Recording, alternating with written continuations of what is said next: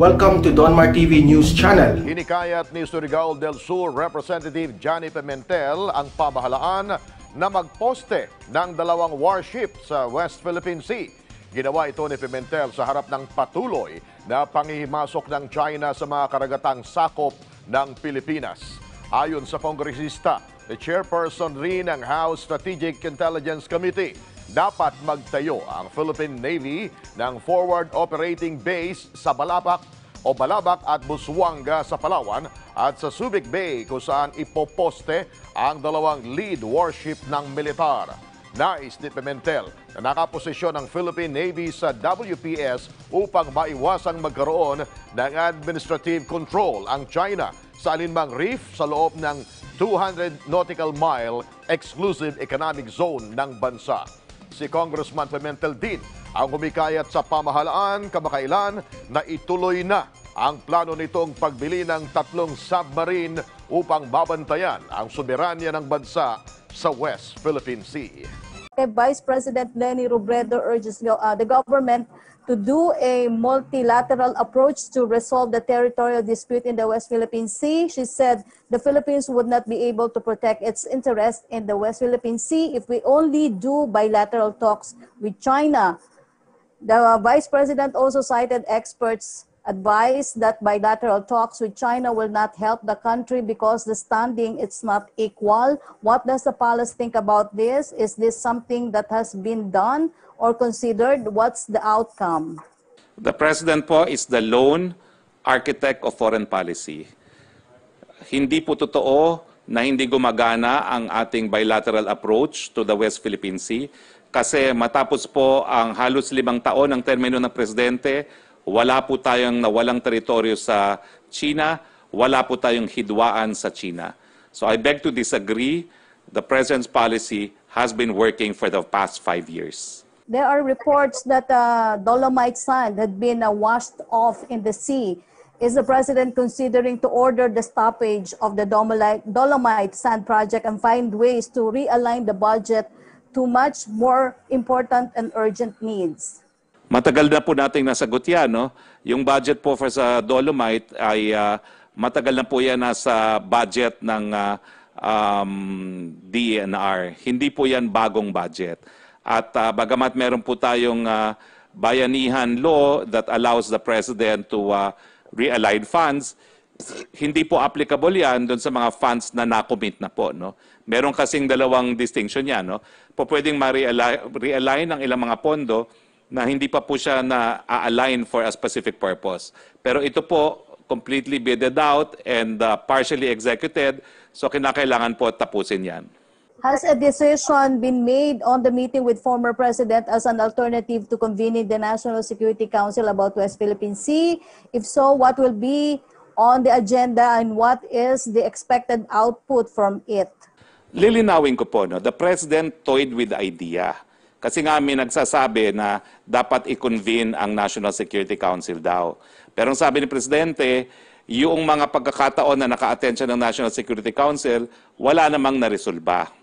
But itong possibility nito was before Senator JPE shared his views on the WPS. Pero mukha namang after JPE concurred that the President is pursuing the right policy on the West Philippine Sea, wala naman pong urgency na pag-usapan itong bagay na ito either with the National Security Council or with the former presidents, no?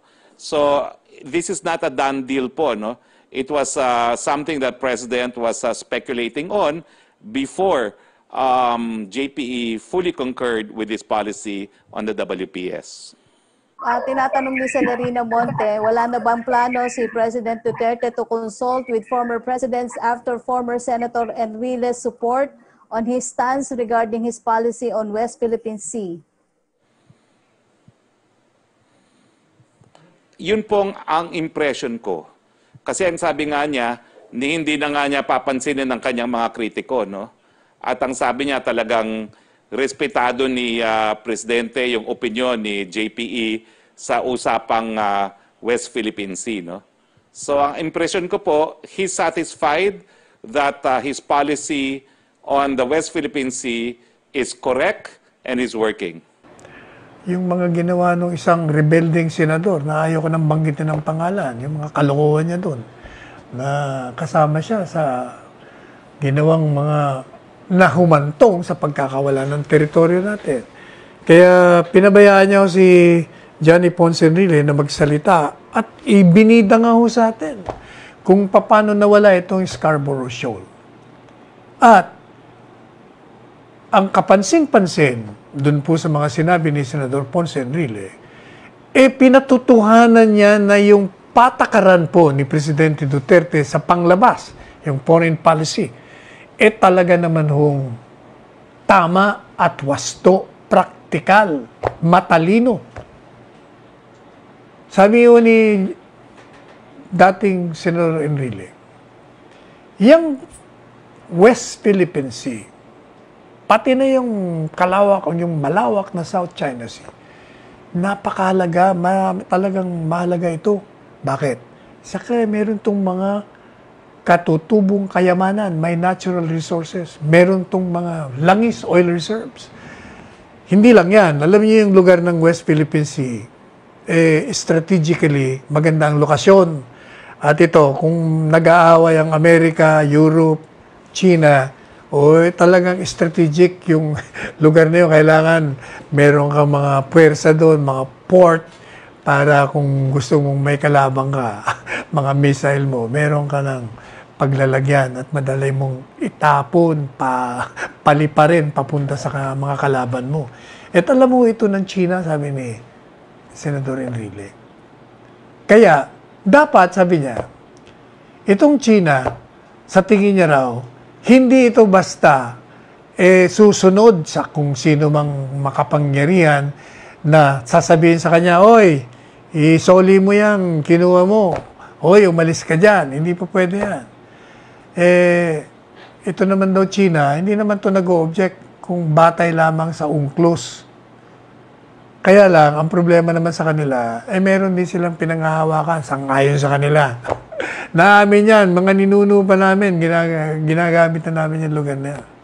Kaya sabi ko ni Senador Enrile, ang pinaka-practical dyan, tama yung ginagawa niyo Presidente Duterte, na kinakaibigan niyo siya sa punto ng maraming bahagi ng buhay na maaaring magamit.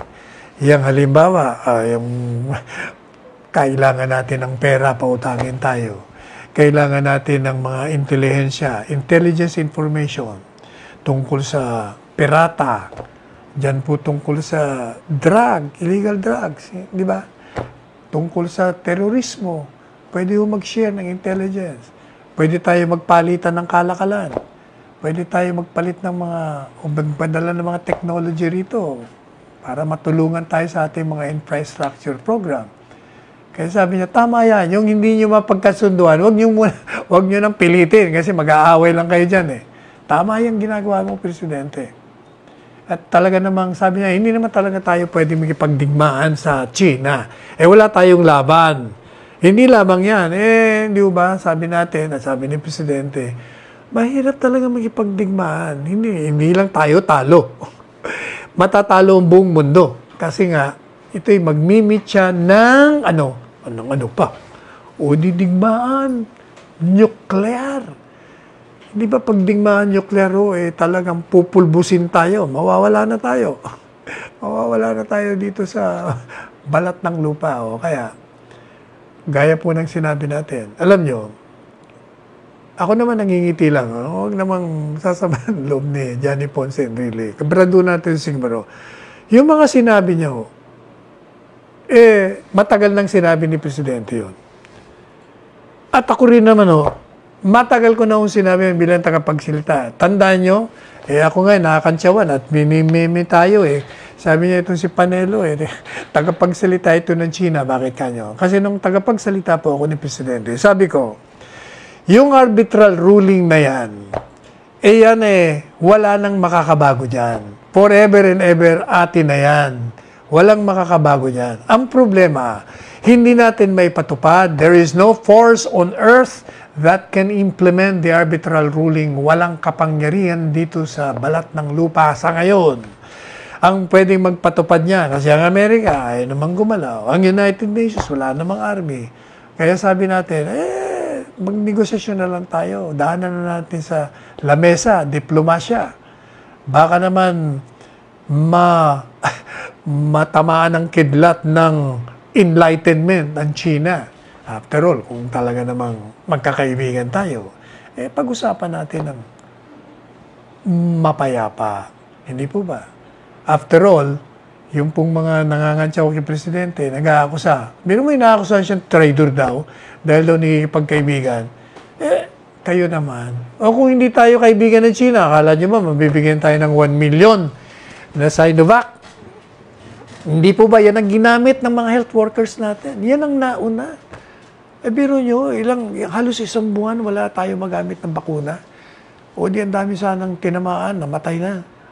Kaya sabi niya, kilalanin natin yung kabutihan naman ng China. Pero hindi naman nangangahulugan na tayo itatalima doon sa ating responsibilidad na inatay sa atin ng salihing batas. Na ipaglaban natin teritoryo, paglaban natin ang soberentiya. Hindi po ba? Hindi gaya na sinabi natin sa inyo, maraming bagay na pwedeng pag-usapan. Sabi ni Presidente, there are things in life that cannot be compromised. Ano yon?